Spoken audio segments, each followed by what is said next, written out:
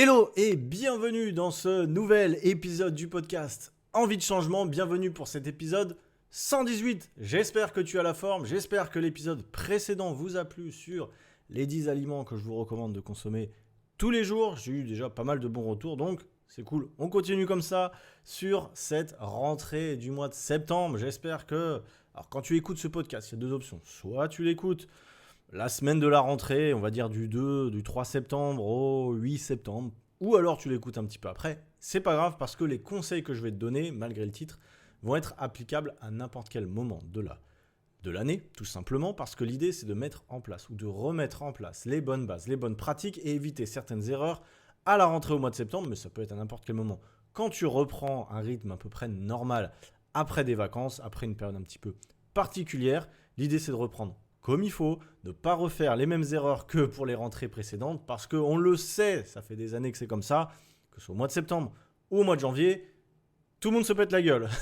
Tout le monde se pète la gueule au bout de quelques semaines, voire quelques mois, parce qu'après, l'hiver va t'arriver, et quand l'hiver arrive, la motivation est en berne. On le sait, tu le sais, normalement, il y a de grandes chances que si tu écoutes le podcast, ça te soit arrivé, j'espère que ça ne t'arrive plus en ce moment, mais en tout cas, on va prendre toutes les précautions pour ne pas que ça t'arrive en cette année, en cette rentrée 2024, ou si tu écoutes un peu plus tard, c'est pas grave. En tout cas, on va voir ensemble les points à mettre en place, les actions à mettre en place pour que ta rentrée et pour que ton sport et pour que ton alimentation tiennent sur la durée, pour ne plus que tu fasses l'effet yo-yo avec ton poids et avec tes habitudes. Donc, on est parti parce que là, c'est le meilleur moment. C'est le meilleur moment pour se relancer. Tu as profité de l'été, logiquement, la grande partie des gens, en tout cas, ont profité de l'été pour manger un peu plus, boire un peu plus, faire un peu moins de sport. Quoique, je sais avec mes élèves et beaucoup de gens avec qui j'ai échangé, comme une prise de conscience sur l'effort. Mais souvent, ce qui s'est passé, et c'est peut-être ton cas, c'est que vous avez arrêté les entraînements, salle fermée, pas de cours collectifs, pas de X ou Y raison. Bref, pas de sport à proprement parler, pour certains et certaines, pas d'entraînement, mais de l'activité. Beaucoup de gens qui font de la rando, qui vont se promener, qui vont nager, etc. En tout cas, les gens qui écoutent le podcast Envie de changement, je pense que c'est votre cas. Vous êtes quand même resté actif et active. Mais maintenant, il est temps de reprendre les choses sérieuses parce que vous aurez peut-être moins de temps à la rentrée que pendant les vacances.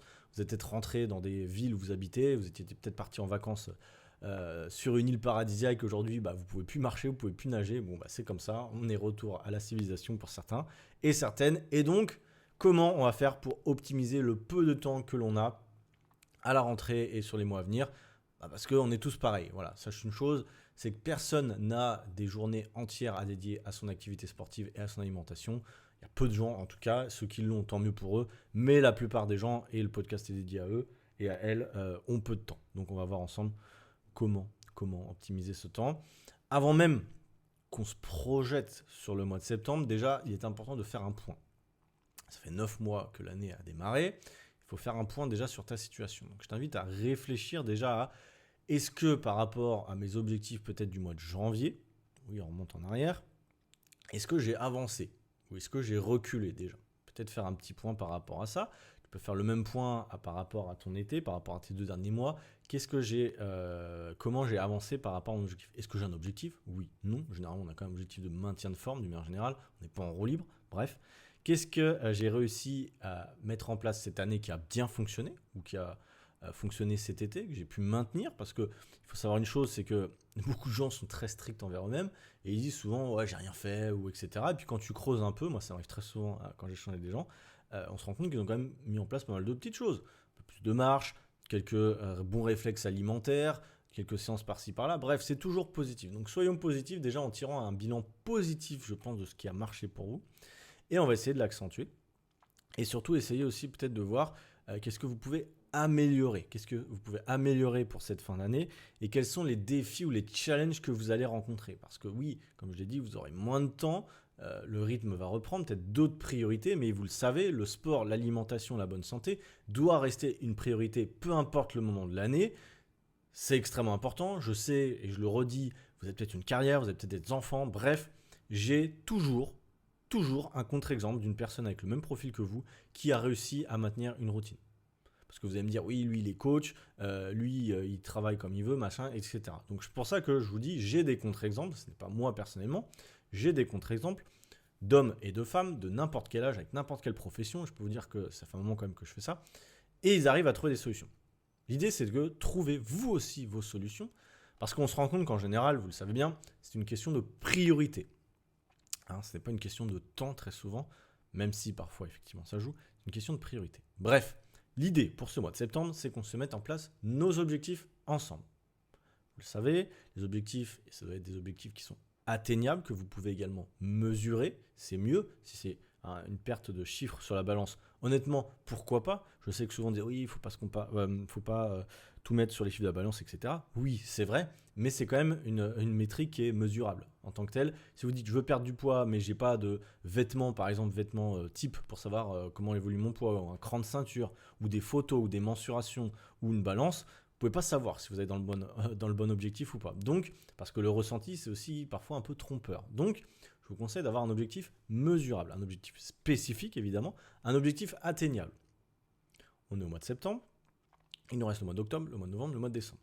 Il ne nous reste quand même pas énormément de mois. Donc, pour être réaliste par rapport aux objectifs, sachez que pour une perte de poids à peu près normale, on est entre 300 grammes et 1 kg par semaine, en général. Ça dépend d'où tu pars, c'est pour ça que ne te compare pas.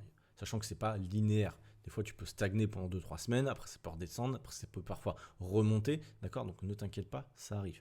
L'idée, c'est de prendre du recul sur ta situation. Okay, donc, par rapport à ça, entre ces 300 grammes et ces 1 kg, on va dire, par semaine, 1 kg par semaine, c'est vraiment que tu partes de haut et c'est pas forcément ce qu'on recommande. Mais ça m'arrive aussi en coaching d'en avoir, donc c'est pour ça que je te dis que c'est possible. Mais tu ne perdras pas 1 kg de gras par semaine. En général, ceux qui perdent 1 kg par semaine, ils perdent très souvent pas mal d'eau au démarrage et aussi peut-être un peu de muscle. Bref, donc c'est pas forcément ce que toi tu recherches aujourd'hui. Donc voilà, fixe-toi un objectif atteignable et réaliste et également temporel. C'est-à-dire que tu peux te dire, voilà, d'ici 3 mois, je veux avoir perdu 6 kilos. Ça me semble un objectif réaliste pour la plupart des gens, dépendant d'où tu pars. Et ensuite, ça peut être aussi un objectif de performance. Souvent, c'est ce que je dis. Voilà, je veux faire un squat à tant de kilos. Je veux pouvoir faire 2 pompes. Je veux pouvoir faire même des squats au poids de corps sans me faire mal aux genoux. Bref, même si c'est pas vraiment mesurable, faire un squat, voilà. Mais en tout cas, si tu as des objectifs de performance, ça dépend de ton niveau, ça peut être aussi une bonne idée, je pense, à partir d'un certain point pour continuer à se challenger. Parce qu'aujourd'hui, si tu écoutes le podcast et que tu n'as pas d'objectif, il y a de grandes chances que tu n'as pas envie de le faire. Tu n'as pas envie de le faire et qu'au bout de quelques semaines, tu arrêtes. C'est normal. Donc, fixe-toi des objectifs SMART, entre guillemets, c'est ce qu'on appelle SMART. On va utiliser ce terme-là. Spécifique, mesurable, atteignable, réaliste et temporel. Et aussi un objectif qui te booste, en fait, savoir pourquoi tu veux changer. Je le dis tout le temps, mais la première chose, avant de se fixer son objectif, c'est pourquoi tu veux changer avant la fin de l'année. Extrêmement important. Un point qui est extrêmement important aussi, c'est de ne pas repousser encore et encore. Ne pas repousser encore et encore les choses. Il y a des gens qui se sont dit, cet été, je vais faire un peu en roue libre et au mois de septembre, je m'y remets. Sauf que là, l'échéance, elle est devant toi. On est au mois de septembre, elle est devant toi. Et il y a encore des gens, je le sais, qui vont se dire, finalement, le mois de septembre, je suis trop occupé, je vais peut-être faire ça au mois d'octobre. Ou alors, je ferai ça en début d'année prochaine. Erreur, évidemment, tu le sais. La procrastination est l'excuse du manque de temps ou que c'est pas le bon moment. Ça sera jamais le bon moment. Ça c'est quelque chose qu'il faut que tu comprennes. Il n'y a jamais de bon moment pour se remettre en forme. Le meilleur moment, c'est maintenant. Et en fait, ce qu'il faut comprendre, c'est que la remise en forme, et tu vas le voir dans ce que je vais te dire un petit peu après, c'est pas compliqué, c'est pas une souffrance, et donc tu n'as aucune raison de le repousser ou de le procrastiner. Généralement, tu te dis, et on va le voir dans les erreurs, tu veux perdre du poids à la rentrée, il va falloir que je me restreigne, il va falloir que je me remette en mouvement, c'est compliqué, j'ai pas fait beaucoup de sport, je vais en chier, etc. Du coup, forcément, si tu vois cette vision-là, moi-même, j'aurais pas envie de me remettre en forme. J'avoue, c'est que la souffrance. Pour un tout petit peu de bénéfice, peut-être, et encore, à chaque fois que je le fais, j'y arrive pas. Bon, déjà, sache une chose, c'est qu'à la fin de ce podcast, j'aurais même dû te le dire avant, j'ai une opportunité pour toi pour t'aider avec cette rentrée 2024 pour qu'on mette en place des choses ensemble. Donc, reste bien connecté jusqu'à la fin parce que je vais t'expliquer comment en 4 jours, notamment avec un défi que je lance, on va pouvoir tous ensemble se motiver et mettre en place justement ce dont je parle dans le podcast aujourd'hui. Donc, si jamais tu es un petit peu perdu sur ce que je vais te dire, comment le mettre en place, sache que je vais passer 4 jours ensemble avec toi pour t'expliquer lors de live comment on met en place une rentrée parfaite avec les bons objectifs, avec les bonnes actions et toutes les erreurs à éviter. Ce défi d'ailleurs sera destiné aux femmes entre 30 et 50 ans. Et si jamais tu veux participer, c'est très simple, les inscriptions sont encore ouvertes jusqu'au 8 septembre. Donc le démarrage c'est le 8 septembre, du 8 septembre au 11 septembre à 17h tous les jours en live. Si jamais tu n'es pas disponible sur ces créneaux, il y aura un replay. Je vous mets le lien de toute façon en dessous de la vidéo sur YouTube ou en dessous dans le lien sur les plateformes de podcast, ou vous aurez aussi le lien sur mon compte Instagram, je vais y arriver. Donc voilà, on vous attend nombreuses. À partir d'un certain moment, il n'y aura peut-être plus de place. Donc voilà, essayez quand même dès que vous écoutez ce podcast-là, de cliquer sur le lien et de voir s'il reste des places disponibles pour ce nouveau défi de la rentrée. 100% offert, je ne l'ai pas dit, 100% offert. Comme le podcast, c'est que de la valeur pour vous aider. Donc, vous n'avez rien à perdre, mis à part de passer un bon temps avec moi, en tout cas j'espère, et avec les autres membres du défi. Bref, ça c'est dit. Et si jamais tu écoutes ce podcast hors période, c'est pas grave, il y aura d'autres opportunités, je te rassure, pour qu'on travaille ensemble sur tes objectifs. Bref. Important, on revient un petit peu en arrière sur une fois que tu as défini tes objectifs, une fois que tu as cliqué sur mon lien et que tu t'es lancé dans le défi, c'est pas fini. Évidemment, il faut planifier les choses. Ça, j'en parlerai aussi dans le défi. Vous verrez dans le 4e jour notamment. Comment structurer son temps, comment planifier ses séances d'entraînement, comment planifier son alimentation pour en fait que ça s'intègre dans des habitudes saines et sur le long terme. Ce qu'on sait aussi, c'est que tu vas avoir des obstacles. Manque de temps, planning un petit peu bancal, les enfants peut-être, etc. Donc, je sais qu'il va te falloir de la flexibilité de toute façon. C'est une chose qui est importante. Avant de te réinscrire en salle de sport ou à des cours collectifs ou quoi que ce soit, réfléchis bien à ta possibilité d'y aller. Ne t'inscris pas en salle de sport si tu sais pertinemment qu'il te faut 2 heures pour y aller, qu'il y aura des bouchons et que de toute façon tu n'iras pas. D'accord ? Moi, c'est pas pour rien que je fais du coaching en ligne et que je propose l'option de s'entraîner à la maison, parce que je me suis rendu compte que la plupart des gens que j'ai au téléphone ont quand même peu de temps, comme toi peut-être, et s'entraîner à la maison, une demi-heure le matin avant de partir au boulot, ou une demi-heure le midi, ou une demi-heure le soir, ça change tout pour la plupart des gens qui n'ont pas beaucoup de temps à accorder. Moi, j'ai des exemples d'élèves qui s'entraînent 3, 4, 5 fois dans la semaine le matin, et pourtant, je peux te dire qu'ils font du 10, 11, 12 heures des fois dans la journée, et ils ont quand même des résultats. Donc, c'est que c'est possible. Pareil, quand tu as les enfants, tu peux, avant qu'ils se réveillent, potentiellement, tu es obligé d'aller à la salle, tu peux rester chez toi et faire tes entraînements. Bref, ça c'est quand même extrêmement pratique. Le souci pour beaucoup de gens dans les entraînements à la maison, c'est que souvent vous ne savez pas quoi faire. Vous faites des vidéos YouTube par-ci par-là, mais il n'y a pas vraiment d'objectif, il n'y a pas vraiment de programme, il n'y a pas vraiment d'évolution, donc c'est un petit peu casse-pied. Et il n'y a personne derrière vous. Donc forcément, au bout de quelques semaines, vous allez certainement un petit peu lâcher l'affaire. Ça se comprend. Je sais que justement, nous, en tant que coach en ligne, on prépare des programmes vraiment personnalisés pour nos élèves et on les accompagne et ils rendent des comptes, entre guillemets, ils ont un coach derrière eux. Donc forcément que c'est beaucoup plus intéressant pour elles et pour eux parce que ils sont beaucoup plus intégrés dans le process, ils s'engagent beaucoup plus et on a de meilleurs résultats. Mais bon, voilà, si aujourd'hui tu n'es pas encore prête à te faire accompagner, voilà, il y a d'autres solutions, on va le voir ensemble. En tout cas, sois réaliste sur potentiellement le nombre de séances que tu vas pouvoir faire dans la semaine. 1, 2, 3. Tu peux de faire des séances d'1 heure, 1 heure et demie, ça serait une erreur. Même en salle de sport, moi je reste 1 heure, 1 heure et quart grand max, mais au-dessus je vois pas vraiment l'intérêt pour la plupart des gens. Tu peux faire des séances beaucoup plus courtes. Et à la maison, une demi-heure, 40 minutes, c'est largement suffisant aussi, échauffement compris, une petite douche derrière en 1 heure, voilà, c'est plié, c'est calé. Tu as commencé ta journée de la meilleure des façons et tu es prêt pour affronter tous les défis de la journée. Donc c'est quand même extrêmement intéressant. Une autre erreur qu'on voit souvent, il a dit plusieurs fois, mais bon, je vais quand même leur dire pour vraiment que tu comprennes ça à la rentrée. C'est pas parce que tu vas faire un régime drastique à la rentrée que tu vas perdre du poids sur le long terme. Ou même que tu vas perdre du poids et que tu vas être satisfaite, etc. Tu le sais, les régimes extrêmes, réduire tes calories au maximum, ou voilà, se dire, voilà, ça c'est ton cerveau qui te joue des tours. Je vais réduire toutes mes calories, je vais stopper tous les aliments, je vais arrêter le sucre, je vais arrêter l'alcool à la rentrée. Essaye si ça t'amuse. Mais réfléchis bien, je ne sais pas quel âge tu as entre 30 et 50 ans généralement, je ne pense pas que ce soit ta première rentrée, donc tu sais exactement que c'est peut-être pas à 40 ans ou à 50 ans que tu vas arrêter l'alcool là, enfin tu vois, à un moment il faut être logique, tu peux réduire etc, tu peux te donner des objectifs comme ça, parce que le but c'est d'être en meilleure santé, je te dis pas qu'il faut continuer à boire etc, mais en fait, le souci c'est pas l'alcool généralement, le souci c'est pas le sucre etc, le souci c'est tes habitudes alimentaires. Généralement. Donc, on va essayer de reprendre un petit peu de recul, d'être pragmatique par rapport à ta situation et se dire, est-ce que en fait, si on prend le truc de façon pratique, est-ce que je suis pas tout simplement en surplus calorique? Ou alors je mange trop de calories sur ma semaine? Si aujourd'hui je perds pas de poids, c'est que je mange trop de calories sur la semaine. De façon très pratique théorique. Comment je fais pour réduire cet apport calorique? Déjà, première chose, peut-être de faire un bilan sur là où j'en suis sur mes habitudes alimentaires. Donc sur une première semaine de rentrée, peut-être télécharger MyFitnessPal, commencer à regarder et à traquer un peu tes calories pour savoir où tu en es. Ensuite, tu peux effectivement te fixer un objectif. Tu peux utiliser mon calculateur de calories qui est disponible notamment dans pas mal de contenus que je fais ou on verra nous aussi dans le défi d'ailleurs de 4 jours, je vous donnerai l'accès à mon calculateur, on calculera ensemble nos calories pour mettre en place cela. Bref, en tout cas, une fois que tu as un objectif calorique, tu peux effectivement déjà y voir un peu plus clair sur ce qui bug dans ton alimentation. Généralement, c'est que tu consommes trop de calories, peut-être que tu ne comptes pas les quantités, que ce soit des pâtes, de riz, etc. Ou trop de grignotage, etc. Mais c'est pas le grignotage en tant que tel, c'est les aliments que tu grignotes et les quantités aussi pour beaucoup.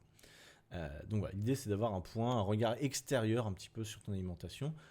Parce qu'en réalité, si tu es en surpoids aujourd'hui et si tu ne perds pas de poids, ce sont tes habitudes alimentaires qu'il faut modifier petit à petit. En fait, un rééquilibrage alimentaire, c'est la clé, mais tout le monde le sait.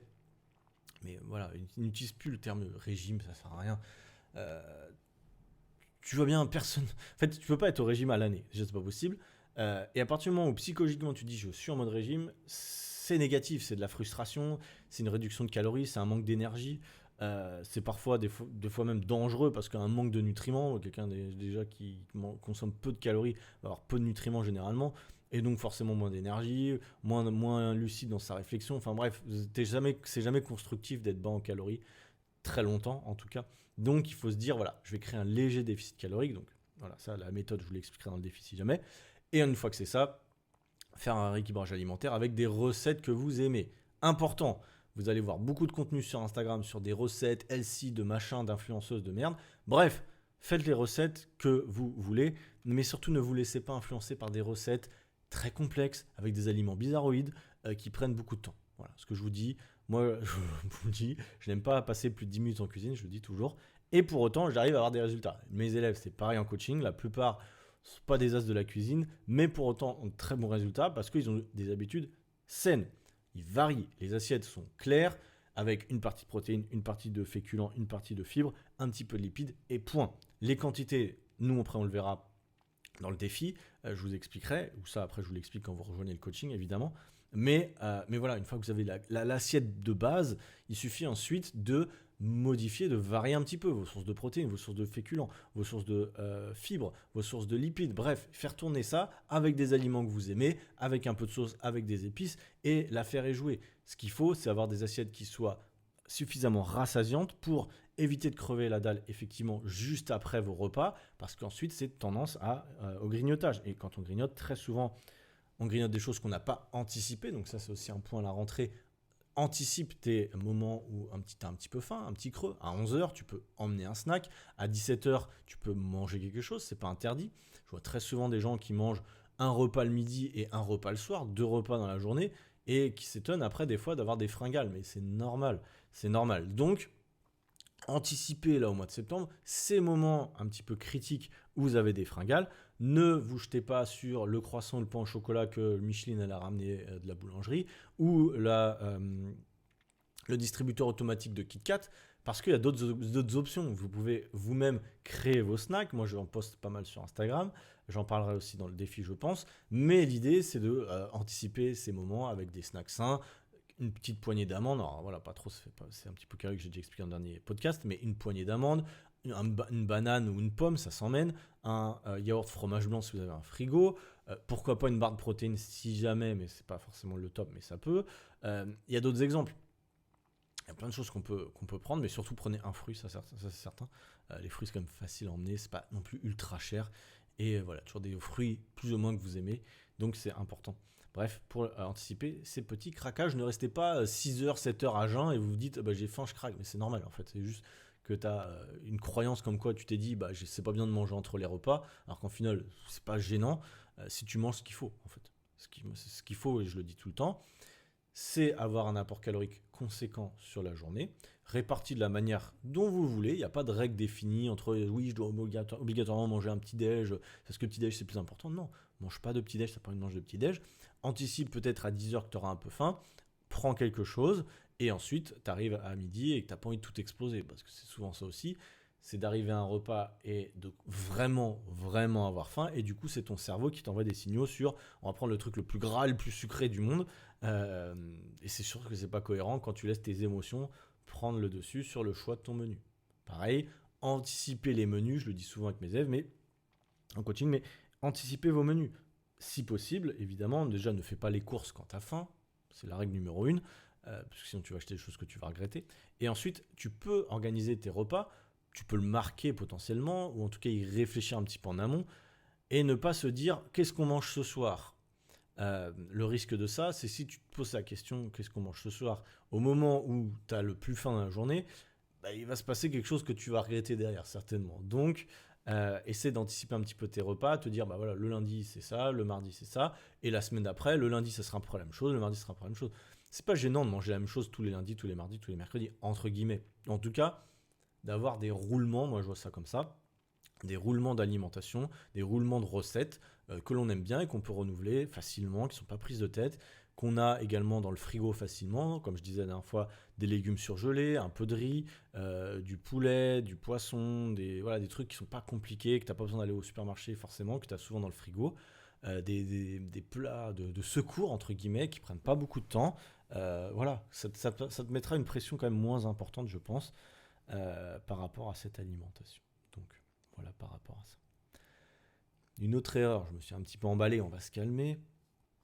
Évidemment, donc les régimes drastiques, je l'ai dit, l'importance de la régularité, au niveau des recettes, de l'apport calorique. Idéalement, il y a un apport calorique assez régulier tout au long de la semaine. Il n'y a pas des gros pics, un jour je mange rien, un jour j'explose tout. C'est assez compliqué à gérer. Pareil au niveau des entraînements, essayez de planifier vos séances. Je ne sais pas, une séance le lundi soir, une séance le mercredi, une séance le vendredi.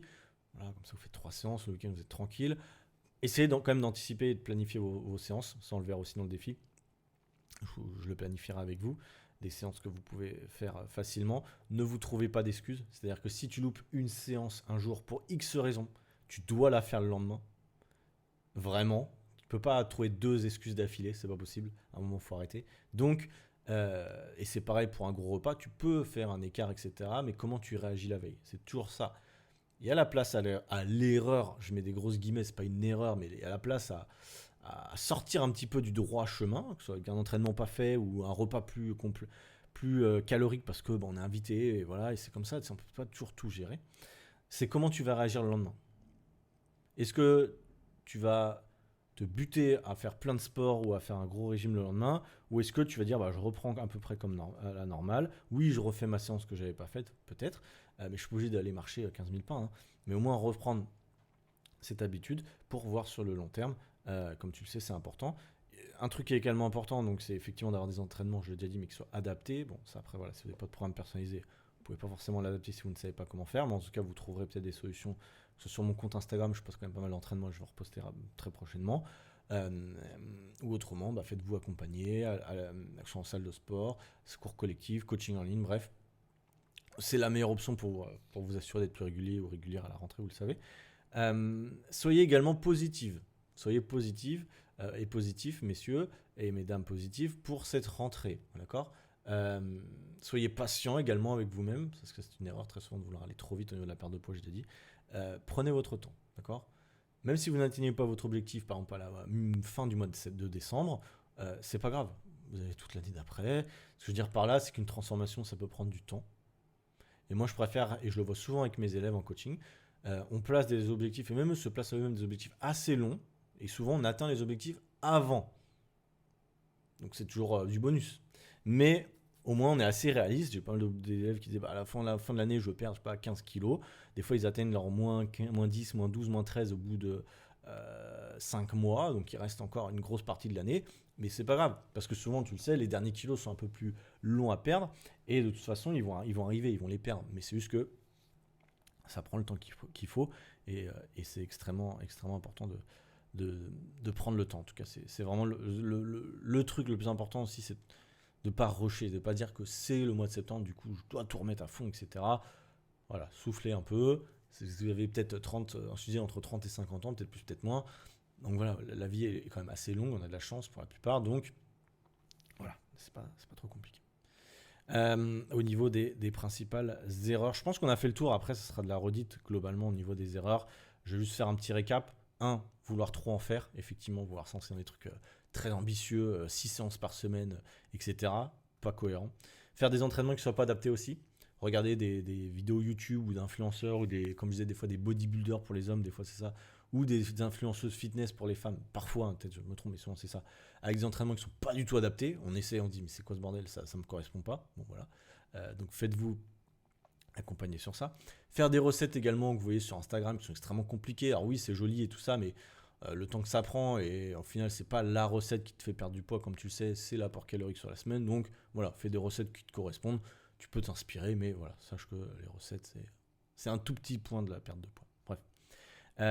Une autre erreur également, pour résumer, se dire qu'on reprendra quand on aura le temps. Tu n'auras jamais le temps.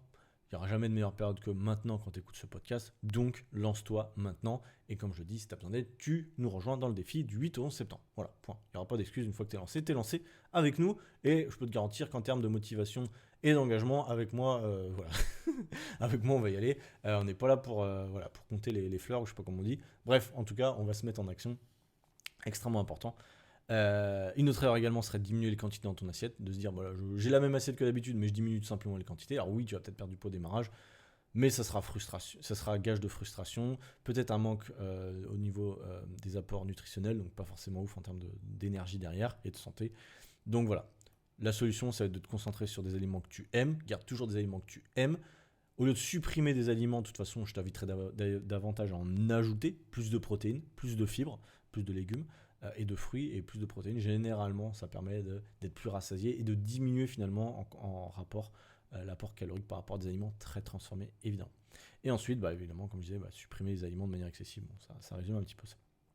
Donc, voilà pour les erreurs et les principaux conseils de cette rentrée 2024. Ça sera les mêmes conseils que je te donnerais si tu faisais une reprise, peu importe à quel moment de l'année, d'une manière générale.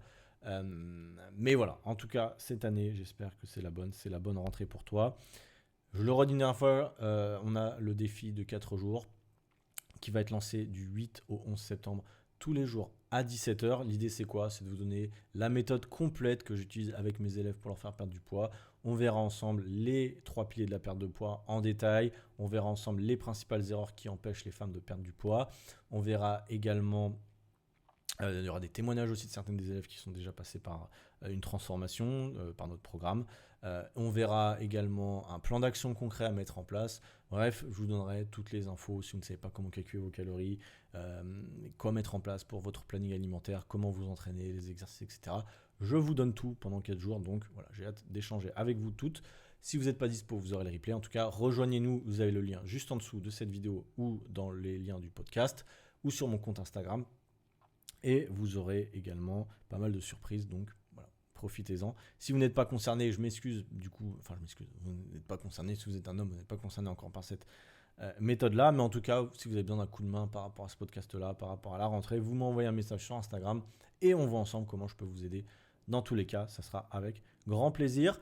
Dernière petite chose avant qu'on clôture, pensez, j'ai vu qu'il y avait pas mal de monde qui écoutait le podcast en ce moment, c'est cool, merci. Pensez à mettre 5 étoiles. 5 étoiles, c'est sur Spotify, sur Apple Podcast. Vous pouvez mettre des petites reviews, donc 5 étoiles au podcast.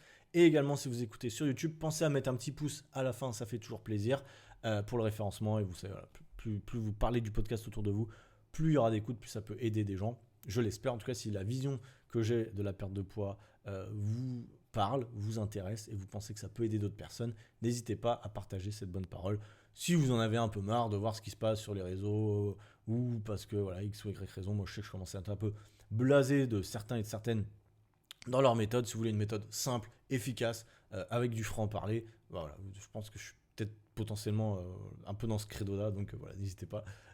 Si vous avez des retours également, si vous avez des retours constructifs à me faire sur le podcast, vous n'hésitez pas. Bref, je vous souhaite, et je te souhaite à toi qui m'écoutes, une très bonne journée, et on se donne rendez-vous la prochaine fois. Ciao, bye.